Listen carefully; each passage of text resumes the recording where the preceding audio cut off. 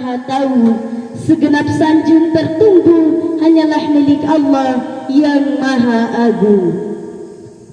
Salawat berbingkaikan salam, marilah kita sanjungkan kepada mahkota alam, pelipur lara di kala duka, pengobat kalbu di kala rindu, penerang hati di kala tersakiti. The best and the best of the Batman, yakni Habibina wa Syafi'ina wa Maulana Muhammadin sallallahu alaihi wasallam.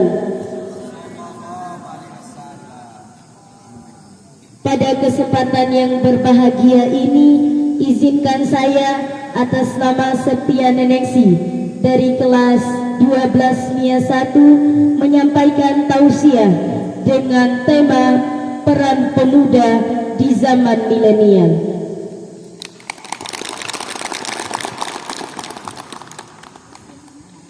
Jadi sebelum saya menyampaikan beberapa tausiah yang insya Allah bermanfaat bagi kita semua, izinkan saya memberikan beberapa motivasi kepada teman-teman yang dimana ini merupakan bagian dari masa depan kita yang akan kita jalani sekarang sampai hari nanti. Saya yang berdiri di sini bukan berarti saya adalah seorang ustazah, saya adalah seorang ahli ilmu agama. Namun saya berdiri di sini akan menyampaikan beberapa hal yang insya Allah bermanfaat bagi kita semua. Di dunia ini akan ada banyak orang yang tidak suka dengan kita. Sebaik apapun kita, sealim apapun kita, namun di mata para pembenci kita akan tetap terlihat salah.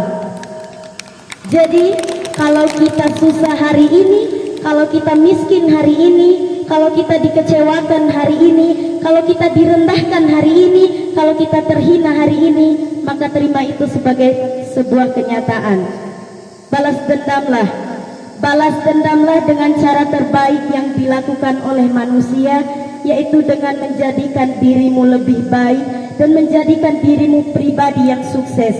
Buktikan kepada mereka yang menghinamu, yang merendahkanmu hari ini, bahwa suatu saat hinaan itu akan berubah menjadi tepuk tangan.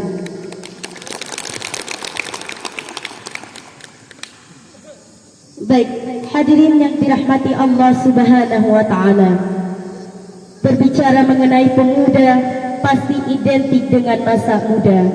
Masa yang hebat luar biasa, dikarenakan masa mudalah masa yang paling tepat, masa yang paling kuat untuk senantiasa taat kepada Allah yang maha hebat. Hal ini seirama dengan pendapat salah seorang ulama tafsir Al-Quran, Syekh Abu Al-Fida Ismail bin Kathir. Beliau mengatakan dalam kitab tafsirnya, Syabban wa huwa quwwatu ba'da du'af, bahwa masa muda adalah masa yang penuh dengan kekuatan setelah sebelumnya berada pada masa kelemahan. Sehingga pantaslah Bapak Proklamator pernah berkata, berikan aku 10 orang pemuda, niscaya akan aku guncangkan dunia. Hadirin yang dirahmati Allah Subhanahu wa taala, masa muda merupakan nikmat dari Allah Subhanahu wa taala, di mana kita sebagai seorang pemuda dianugerahi bentuk fisik yang masih kuat, mata dapat melihat dengan tepat, tangan dapat mengangkat beban yang berat, kaki masih bisa berlari dengan cepat, dan wajah tampan atau cantik memikat. Maka gunakanlah wahai pemuda untuk senantiasa taat kepada Allah sang pemilik nikmat. Namun justru sangat menyedihkan, memalukan, bahkan memilukan, di zaman milenial ini tidak sedikit pemuda yang kaya raya, yang segala ada segala punya, yang istilahnya HP-nya Nokia, laptopnya Toshiba, mobilnya Avanza, kontrakannya di mana-mana, sawahnya lega, duitnya loba, setiap hari makannya di Ampera. Tetapi batinnya tersiksa, hatinya penuh dengan gegana, dikarenakan mereka terjerumus rayuan wanita penggoda dan melanggar aturan Allah yang Maha Kuasa.